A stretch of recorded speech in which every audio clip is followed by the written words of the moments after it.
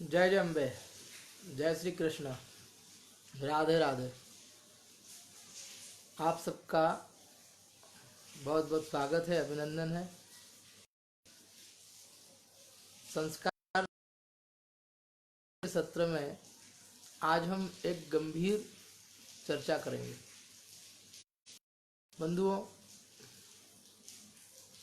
जैसा कि हम सब जानते हैं कि आज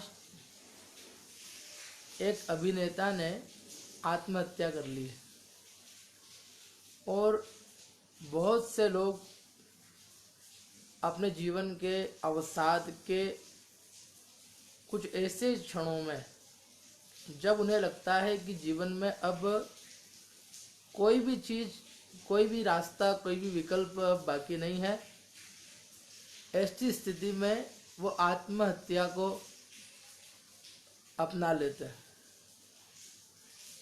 बंधुओं, ये मनुष्य शरीर बहुत मुश्किल से मिलता है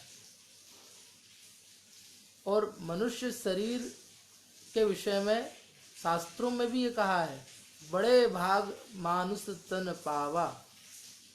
बड़े भाग्य से ये मनुष्य का शरीर, ये मनुष्य देह मिलती और इस देह को बहुत छोटे से कारणों से समाप्त कर देना यह उचित नहीं है। यह शरीर भगवान के द्वारा प्रदत्त एक उपहार है और इस उपहार को अगर हम ऐसे ही समाप्त कर दें तो भगवान भी इससे प्रसन्न नहीं होंगे। अगर हमारे दिए हुए किसी उपहार को कोई ऐसे ही उसको नष्ट कर दे, उसका अपमान कर दे, तो हमें कितना बुरा लगेगा। उसी तरह भगवान ने हमें यह मनुष्य शरीर दिया है, मानव चोला दिया है। जब हम आत्महत्या जैसे कार्य की तरफ बढ़ते हैं तो निश्चित रूप से हम अपना बहुत बड़ा नुकसान कर लेते हैं। बंधुओं, ये जीवन में असीम संभावना है, असीम संभावना है जिसकी हम कल्पना भी नहीं कर सकते। इतनी संभावना इस जीवन में रहती है। हमारा अगर एक मार्ग बंद हो जाता है तो हजारों मार्ग खुल जाते हैं। जैसे कोरोना संक्रमण का ये समय चल रहा है, यहाँ एक रास्ता बंद हो गया तो कई रास्ते खुलेंगे। मानवता तो ऐसे ही चलती है, संसार ऐसे ही चलता है। लेकिन हम सोच लें कि हमारा जीवन ही समाप्त कर दें तो यह उचित मार्ग नहीं है। जैसे कई लोग, जैसे बच्चे जो स्टूडेंट होते हैं, 10वीं में फेल हो गए तो फेल होते ही क्या किया उन्होंने, वो आत्महत्या कर लेते हैं। उन्हें लगता है कि 10वीं पास करना ही जीवन की सच्चाई है, यही जीवन है। उन्हें यह नहीं पता कि ये जीवन का बहुत छोटा सा एक आयाम है और जीवन के हर क्षण में परीक्षाएं होती रहेगी। तो 10वीं में फेल भी हो जाए तो कोई दिक्कत वाली बात नहीं है, 12वीं में फेल हो जाए तो कोई दिक्कत नहीं है, ग्रेजुएशन न कर पाए तो कोई दिक्कत नहीं है। लेकिन हम उसे ही एक जीवन में कभी कभी किसी एक विचार को ही अपना सब कुछ समझ लेते हैं। जैसे हमारा कोई व्यवसाय में हम सफल न हो पाए तो हम आत्महत्या की तरफ बढ़ जाते हैं। हम किसी प्रेम प्रसंग में आगे न बढ़ पाए तो आत्महत्या की ओर बढ़ जाते हैं। बड़े बड़े सुधीजन, जैसे जिस अभिनेता ने आज आत्महत्या की है, उसने स्वयं एक फिल्म में आत्महत्या के विरोध में पूरा अपना प्रदर्शन किया था। लेकिन आज वो स्वयं अपने जीवन को समाप्त कर चुका है। बंधुओं, जीवन बड़ी मुश्किल से मिलता है। हमारे यहाँ 84 लाख योनियों की बात की गई है और 84 लाख योनियों के बाद में मानव शरीर मिलता है और भगवत कृपा से ये शरीर हमें प्राप्त होता है। हम आत्मदेव है, आत्मदेव की कथा आपने सुनी है। श्रीमद् भागवत में आत्मदेव की कथा है। ये शरीर में जो आत्मा है ये आत्मदेव है और ये आत्मा ही परमात्मा का अंश ही है। लेकिन जब हम इसे मारने का, अपने आप को समाप्त करने का प्रयास करते हैं तो निश्चित रूप से हम बहुत बड़ा अपराध करते हैं। तब निश्चित रूप से हम परमात्मा ने जो हम पर दया की है, जो हम पर कृपा की है, तो ये परमात्मा का अनादर करते हैं। और उसके बाद आत्महत्या करने का अर्थ है अकाल मृत्यु को प्राप्त करना। आत्महत्या करना किसी समस्या का समाधान नहीं है। आत्महत्या करना तो समस्या है। जीवन इतना बड़ा है, इतना वृहद है, इतना उसमें विस्तार है, इतनी अनंत संभावना है कि जीवन को हम दूसरी दिशा में मोड़ सकते हैं। किसी एक व्यक्ति, किसी एक वस्तु, किसी एक स्थान, किसी एक प्रसंग पर जीवन समाप्त नहीं हो जाता। जीवन के अनंत आयाम हैं और उन अनंत आयाम में जब हम देखते हैं तो जीवन हमारा हमेशा नए नए दिशा की तरफ परिवर्तित होता है। बंधुओं, जब हम अपने सोची हुई चीज को नहीं कर पाते हैं, जैसे हमने सोचा कि हम ऐसा करेंगे, ये करेंगे, वो करेंगे। मैं अपने जीवन में आपको बताऊं कि मेरे जीवन में, हमारा जीवन में लक्ष्य था कि हम MBA करेंगे और मैं MBA करने की तरफ आगे बढ़ा और उसके बाद मैं श्रीमद् भागवत की तरफ बढ़ गया और आज मैं श्रीमद् भागवत करता हूँ। तो जीवन में कभी कभी हमारे गुरु, परिस्थितियां और भगवान हमारे लिए कोई स्थान पक्का करके रखते हैं। जीवन में कभी कभी हम जो चाहते हैं वो नहीं होता है। इसका मतलब ये नहीं कि हमने जो चाहा वो नहीं हुआ तो जीवन समाप्त हो गया। जीवन उसके बाद भी है। जीवन में भगवान ने, हो सकता है, हमारे लिए कुछ अच्छा लिखा। और वास्तव में जो मैंने अमिताभ बच्चन के मुख से सुना है, अमिताभ बच्चन जी बहुत अच्छी बात कहते हैं। वो कहते हैं कि जीवन में अगर हमारे अनुसार जो हो जाए वो अच्छा है और जो ना हो वो ज्यादा अच्छा है, क्योंकि वो भगवान के, वो अब जो होगा वो भगवान की इच्छा से होगा। इसका अर्थ यह है कि जीवन में हम सब इस संसार रूपी रंगमंच के कलाकार हैं और भगवान ने हम सब के लिए कोई न कोई पात्र, हमारे लिए कोई न कोई व्यवस्था नियुक्त की गई है और हम सब तदनुसार ही जीवन जी रहे हैं। इसलिए जीवन में कभी भी, किसी भी स्थिति में अवसादग्रस्त होने के बाद भी मृत्यु का वरण करने का विचार नहीं करना चाहिए, क्योंकि मृत्यु तो स्वयं आने वाली है। हम उससे बच नहीं सकते। मृत्यु तो आना ही है। आज नहीं तो कल वो मृत्यु आएगी ही सही। इसलिए हमें जितना जीवन मिला है उसका आनंद ले। उस जीवन में हम क्या अच्छा कर सकते हैं, क्या हम सुगंध फैला सकते हैं जीवन में, क्या हम मानवता के लिए सकारात्मक कर सकते हैं, उस पर विचार करें। कई लोग ऐसे हैं जिन्हें कैंसर हो गया तो उन्होंने फिर कैंसर पीड़ित लोगों के लिए अपना जीवन न्योछावर कर दिया। कई लोग दीन दुखियों के लिए जीवन न्योछावर कर देते हैं। इस तरह जीवन को अपने किसी विशाल लक्ष्य की तरफ मोड़ देना चाहिए। स्वामी विवेकानंद जी ने अपने जीवन में एक बात कही है कि जीवन में कोई एक उत्कृष्ट विचार को अपनाओ और उस विचार पर अपना जीवन न्योछावर कर दो। बंधुओं, हमारा जीवन अवसादग्रस्त जब हो जाता है जब हमारे जीवन में हमारे मित्रों की कमी हो जाए। और बंधुओं, सबसे बड़ा मित्र है हमारा अध्यात्म। अगर हम अध्यात्म में जीवन जीते हैं तो निश्चित रूप से हम हर स्थिति से लड़ने की ताकत रखेंगे। कितना ही अवसाद में चले जाएं, कितने ही दुखी हो, लेकिन अगर हमारे जीवन में अध्यात्म है, आत्मानम अधिकृत्य इति अध्यात्म, जो हमारी आत्मा को अधिकृत्य करके हमें ये बताएं कि हम ईश्वर के अंश हैं, हम मृत्युर्मा अमृतंगमय, मृत्यु से अमृत की ओर जाने वाले हैं। अगर ये विचार हमारे हृदय में आ जाए तो हम निश्चित रूप से आत्महत्या करने का विचार नहीं करेंगे। बंधुओं, आत्महत्या करना सबसे सरल विचार है, सबसे सरल। कि हम अपने सारे झंझटों को समाप्त करना चाहते, लेकिन आत्महत्या करने के बाद क्या होता है? जिस घर में आत्महत्या होती है उनमें उनका परिवार का क्या होता है? और जिसने स्वयं आत्महत्या की है उसकी गति कैसी हो जाती है? उसकी गति क्या सुधर रही है? क्योंकि उसने तो अकाल मृत्यु का वर्ण किया है। संसार में और उस स्थिति में जब हमारे पास भोग विलास के सारे संसाधन उपस्थित है, तब जीवन में ऐसा कौन सा अवसाद आ जाता है कि मनुष्य आत्महत्या की ओर प्रेरित होता है।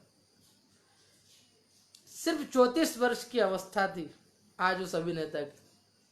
उससे पहले हमने देखा कई बच्चे जो पढ़ाई लिखाई करते हैं 84 बात में आत्महत्या की तरफ बढ़ जाते हैं। अरे बंधुओं, जीवन बहुत बड़ा है, बहुत बड़ा है। और जीवन में छोटे छोटे प्रसंग है हमारे जीवन के, जैसे पुस्तक होती है उसके अंदर अलग अलग पृष्ठ होते हैं, पेज होते हैं, वैसे ही जीवन के अलग अलग प्रसंग है।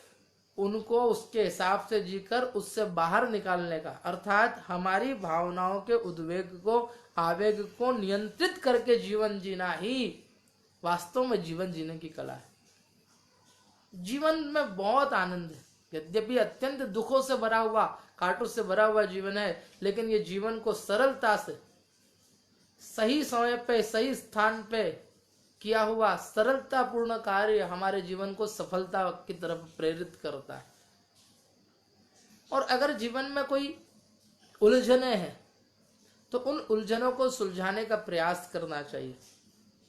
और उन उलझनों को सुलझाने के लिए सबसे मुख्य आवश्यक वस्तु है और वो है संवाद।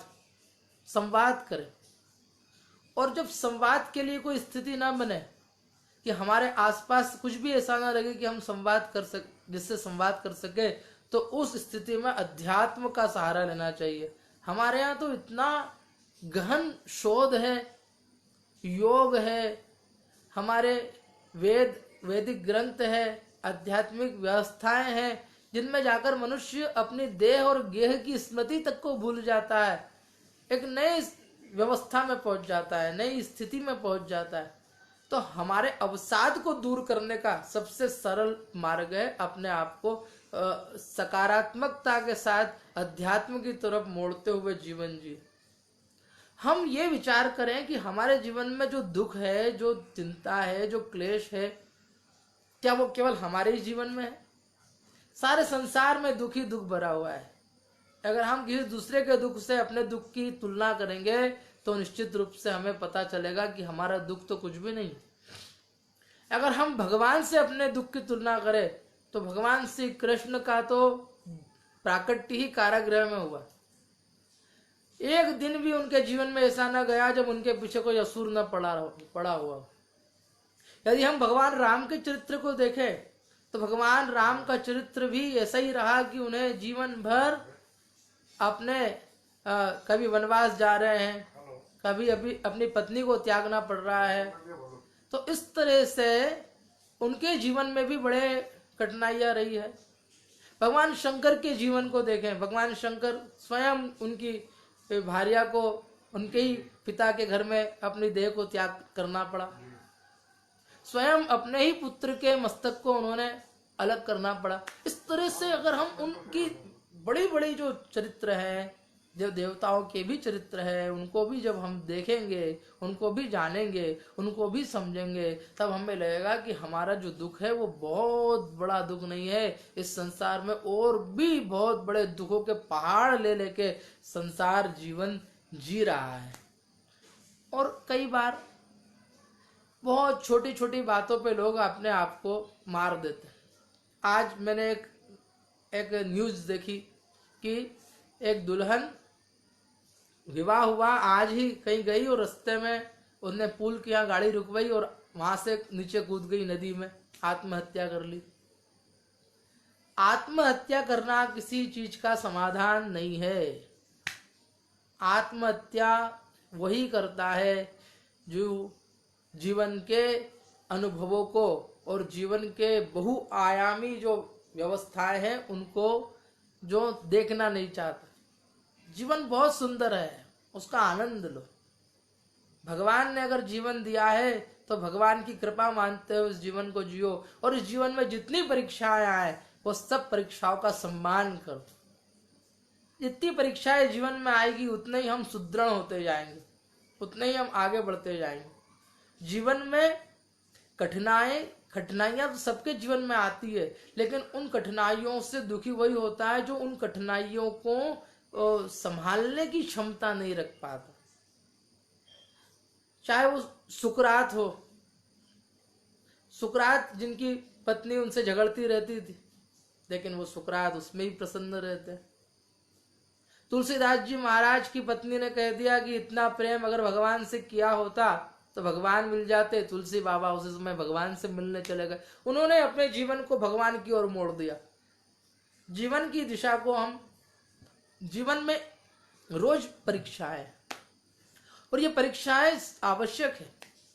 जीवन में रोज असफलताएं हैं, ये असफलताएं आवश्यक है। जीवन में रोज तनाव है, ये तनाव आवश्यक है। जीवन में रोज अवसाद है, ये अवसाद भी आवश्यक है। ये सब हमें प्रेरित करते हैं। ये तनाव होगा तो हम प्रेरित होंगे कि हमें ये काम करना है, हमें ये काम करना है, लेकिन वो तनाव, वो अवसाद कुछ सकारात्मक दिशा की ओर मोड़े। और जैसे ही एक मार्ग बंद हो जाता है वैसे ही दूसरे कई मार्ग चालू हो जाते हैं, कई मार्ग। ये संसार उस अवसर की, एक अवसर समाप्त हुआ। ये संसार अनंत दरवाजों का एक महल है, जहां एक दरवाजा बंद होता है दूसरा दरवाजा खुल जाता है, दूसरा दरवाजा बंद होता है तीसरा दरवाजा बंद खुल जाता है। इस तरह अनंत संभावनाओं का दूसरा नाम जीवन है। इसलिए आत्मदेव बनो, आत्महत्या करने वाले मत बनो। आत्मदेव ब्राह्मण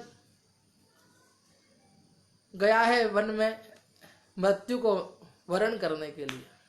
आत्मदेव कौन है? ये जीव ही आत्मदेव है, आत्मा ही आत्मदेव है। जिसके जीवन में पुत्र नहीं है, पुत्र मतलब विवेक नहीं है, विवेक की खोज में गया आत्महत्या करने।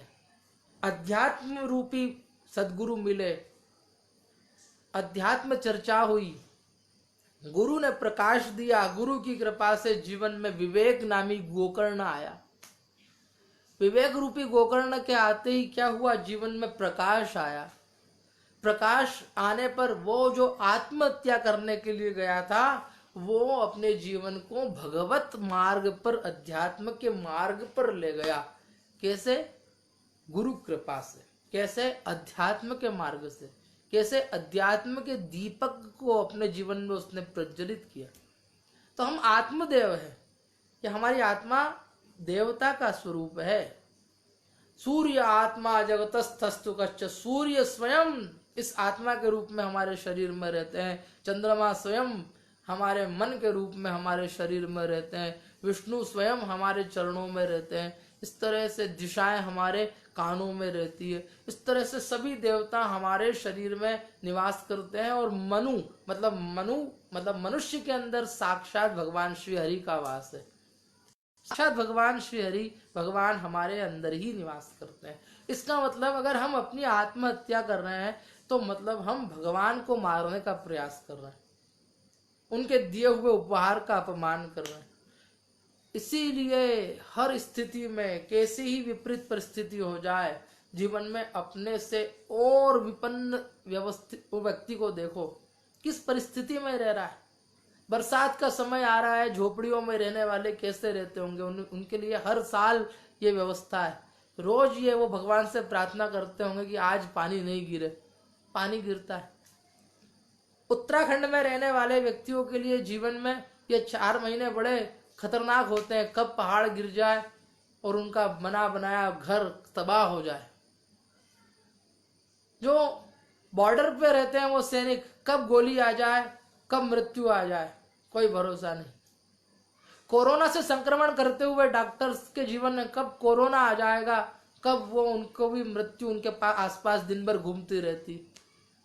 तो इस तरह से जीवन इसी व्यवस्था में चल रहा है, इसी स्थिति में चल रहा है कि कब मृत्यु आ जाए कोई भरोसा नहीं। क्षण भंगुर जीवन की कलिका, कल प्रातः को जाने खिली न खिली।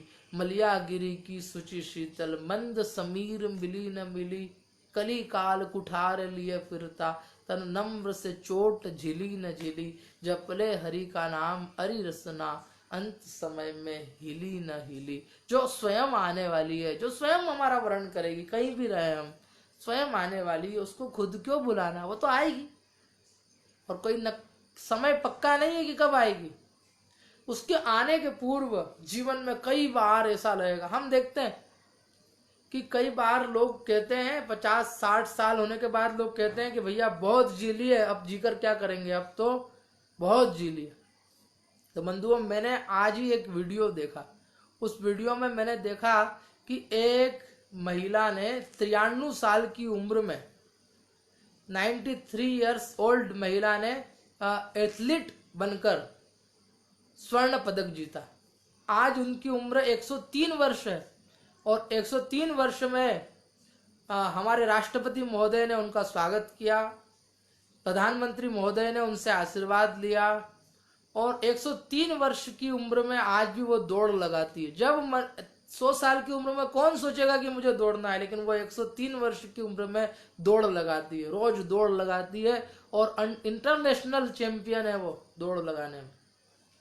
अर्थात ये कि हमारे जीवन में बहुत अच्छी अच्छी प्रेरणादायक चीजें हैं, हम उनसे प्रेरणा लेके जीवन को उल्लास से भरे, जीवन को आनंद के साथ जिए, जीवन के अवसाद को, जीवन की नकारात्मकता को, जीवन के आलस्य को, प्रमाद को त्यागते हुए जीवन सकारात्मक। और कोई फर्क नहीं पड़ता कि आप कोई परीक्षा में फेल हो जाओ, कोई फर्क नहीं पड़ता कि आप 10वीं में फेल हो गए, कोई फर्क नहीं पड़ता कि आप 12वीं में फेल हो गए, कोई फर्क नहीं पड़ता कि आप इंजीनियर न बन पाए, कोई फर्क नहीं पड़ता। लेकिन फर्क तब पड़ता है जब हम आत्महत्या की तरफ बढ़ते हैं, उससे हमारा संपूर्ण परिवार टूट जाता है।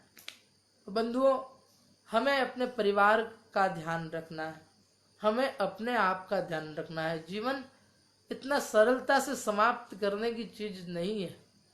जीवन बहुत ज्यादा कीमती है, बहुत ज्यादा कीमती है। आज हम किन्हें याद रखते हैं? हम भगवान राम को याद रखते हैं जो लाखों वर्ष पूर्व आए। आज हम श्री कृष्ण को याद रखते हैं जो 5000 वर्ष पूर्व आए।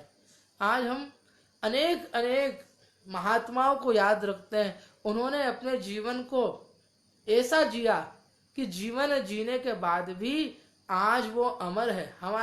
हमारी वाणी में उनका नाम है, उनका कृतित्व आज भी जिंदा है। तो हम अपने कृतित्व का ऐसा विस्तार करें कि मृत्यु होने के बाद भी हम जीवित रहे, हमारे कर्म जीवित रहे, हमारा किया हुआ समाज का के लिए योगदान, संसार के लिए हमारा किया हुआ योगदान और अपने आत्म कल्याण के लिए किया हुआ हमारा जो योगदान एक पदचिन्ह बना के रखे, जिस पदचिन्ह पर चलकर सभी को प्रेरणा मिले, तो निश्चित रूप से वो हमारा जीवन कीमती होगा, हमारा जीवन सार्थक होगा। बंधुओं, अनेक स्थितियां बन रही है। जैसे आप कोई क्रिकेट मैच खेल रहे हैं और गेंद आए जा रही है, लेकिन ये क्रिकेट मैच चलता रहेगा, गेंदें आएगी, घबराने की जरूरत नहीं है, पीछे कोई आपको आउट करने वाला नहीं है। आपकी संकल्प शक्ति है तो ये गेंद नहीं है, ये गेंद ही एक अवसर है, एक अवसर समाप्त होगा। ऐसा कहा जाता है एक बार अवसर चला गया तो फिर नहीं आता, लेकिन मेरा यह मानना है कि एक बार कोई अवसर गया फिर कोई नया अवसर आएगा, फिर नया अवसर आएगा। क्यों? क्योंकि हमारे मानस में शिव स्वयं विराजमान है। तन में मनः शिव संकल्पमस्तु, और हम शिव संकल्प लेकर पुनः खड़ा होना जानते हैं। चाहे कोरोना हो, चाहे भूकंप हो, चाहे तूफान हो, चाहे संसार की विकट से विकट परिस्थिति होती है, उसमें भी हमारे यहाँ के सब लोग जीवित रहने की जिजीविषा, हर परिस्थिति में जीवित रहने के प्रण को लेकर चलते हैं, और इसीलिए आज मानवता जीवित है। इसीलिए आज पर्वतारोही हिमालय को चढ़ जाते हैं, इसीलिए आज तैराकी करने वाले बड़े बड़े इंग्लिश चैनल पार कर जाते हैं। किस लिए? क्योंकि उनमें जीवटता है, और वो अपनी जीवटता से मृत्यु को बार बार चैलेंज करते हैं कि भाई तुम मुझे छू भी नहीं सकती। इसीलिए हम देखते हैं, कई बार हम डिस्कवरी चैनल पर देखते हैं, कई ऐसी चीजें देखते हैं कि हमें लगता है ये क्या कर रहा है, लेकिन वो अपने कामों से बार बार मृत्यु को चैलेंज करता है कि भाई जीवन आज भी है और हम जीवित रह के दिखाएंगे। कई बार हम देखते हैं किसी व्यक्ति ने कल ही हमने बात की राजा रंतिदेव की, 48 दिन तक उन्होंने भोजन नहीं किया, 48 दिन तक बगैर भोजन बगैर पानी के रहे, लेकिन फिर भी उन्होंने मृत्यु को नहीं अपनाया कि चलो हम आत्महत्या कर ले, ऐसा उन्होंने नहीं सोचा। तब भी उनके जीवन में जीवन के प्रति एक आशा है, तब भी उनके जीवन में कर्तव्य पालन है, तब भी उनके जीवन में अतिथि सेवा और सत्कार का भाव है। तो हम अपने जीवन की हर परिस्थिति में, और बंधुओं मेरा ये मानना है, व्यक्तिगत मेरा ये विचार है कि आत्महत्या करने में, हम जब आत्महत्या करने का विचार करते हैं तो बहुत ज्यादा स्वार्थी हो जाते हैं, बहुत ज्यादा स्वार्थी हो जाते हैं। उस समय हम ना अपने परिवार के विषय में सोचते हैं, ना हम किसी और विषय में सोचते हैं, हम सिर्फ हमारे विषय में और हमसे जुड़ा कोई प्रसंग हो, उस प्रसंग में हम अगर असफल हो गए हो, या हम अपनी किसी व्यवस्था को मैनेज मतलब उसको प्रबंधन नहीं कर पा रहे हो, तो फिर हम अपने जीवन की उस आशा को छोड़ देते हैं, जीवन को समाप्त कर देते हैं। और इसमें यह नहीं कि कोई अनपढ़ व्यक्ति जो पढ़ा लिखा ना हो वो, अरे अनपढ़ व्यक्ति तो और इन चीजों से बचता है, जो पढ़ा लिखा व्यक्ति है वो व्यक्ति जल्दी अवसाद में आ जाता है। क्यों आ जाता है? बंधुओं, जीवन में असफलताएं बहुत जरूरी। जिसने कभी जीवन में असफलता का स्वाद नहीं चखा, वो जीवन के शीर्ष पर जाके अगर असफल हो गया तो वो उसे सहन नहीं कर पाएगा। जीवन में अगर असफलता आई, जैसे अब्राहम लिंकन, जिनके जीवन में बार बार असफलता आई लेकिन बाद में वो राष्ट्रपति बने। अगर जीवन में असफलताएं ना आए, किसी बच्चे को अगर भवन में बंद करके रख दिया जाए तो उसे कैसे पता चलेगा कि मार्ग में कितने कंटक है, कितने कांटे भरे हुए हैं। जीवन में असफलताएं जब आती है तो मनुष्य उनसे लड़ने का हौसला प्राप्त करता है। कोई संकट आता है तो उसका समाधान खोजने का प्रयास करता है। अगर जीवन में संकट ही ना आए तो क्या हम सुदृढ़ हो पाएंगे? जीवन में संकट ही ना आ पाए तो क्या हमारा व्यक्तित्व बढ़ेगा? अगर राम 14 वर्ष तक वनवास में नहीं जाते, अगर वो सब राक्षसों का अंत नहीं करते, तो क्या आज राम की महिमा इतनी बढ़ती जितनी आज बढ़ी हुई है? शायद नहीं बढ़ती। तो बंधुओं, जीवन में कठिनाई भी आवश्यक है, जीवन में असफलता भी जरूरी है, और इन सब के बाद जो सफलता आती है उसका अपना आनंद है। लेकिन उन छोटी छोटी असफलता से कभी अवसाद ग्रस्त नहीं होना चाहिए, और ऐसी अवसाद की स्थिति भी हो जाए तो जीवन में अध्यात्म की ओर बढ़ना चाहिए, जीवन में योग की ओर बढ़ना चाहिए, जीवन में ध्यान की ओर बढ़ना चाहिए, अपने गुरु के पास जाके उनको समर्पण भाव से सब कहना चाहिए। अगर हमारे जीवन में उलझने अगर घेर ले तो भी घबराना नहीं चाहिए, गुरु की शरण में जाके उनको सब कुछ बता देना चाहिए।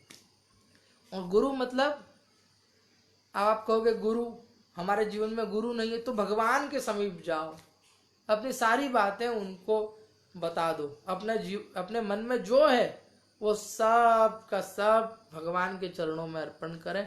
निश्चित रूप से जो वो हल्कापन होगा वो जीवन को पुनः सदमार्ग पर ले जाने वाला हो। याद रखें, एकांत में रह के चिंतन भी हो सकता है और एकांत में रह के आप अवसाद में भी जा सकते हैं। एकांत हमें भगवान की ओर भी ले जा सकता है।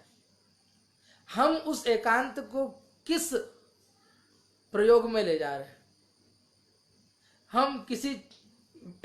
हम या तो चिंता में जा रहे हैं या चिंतन में जा रहे हैं। तो हमें चिंता में नहीं, चिंतन की ओर बढ़ना चाहिए। चिंता है, स्वाभाविक होगी, आएगी। कैसे होगा, कोरोना चल रहा है, आगे कैसे काम चलेगा, आगे कैसे हमारा व्यापार चलेगा, आगे कैसे सब व्यवस्थाएं चलेगी, ये हमारी चिंता है, स्वाभाविक रूप से आएगी। लेकिन भगवान पे भरोसा रखते हुए, अपने आप पे भरोसा रखते हुए यदि हम विचार करेंगे तो हमारे जीवन में नए नए मार्ग उपस्थित होंगे, नई नई व्यवस्थाएं जीवन में मिलेगी, और उन चीजों से हम अपने जीवन को व्यवस्थित कर पाएंगे।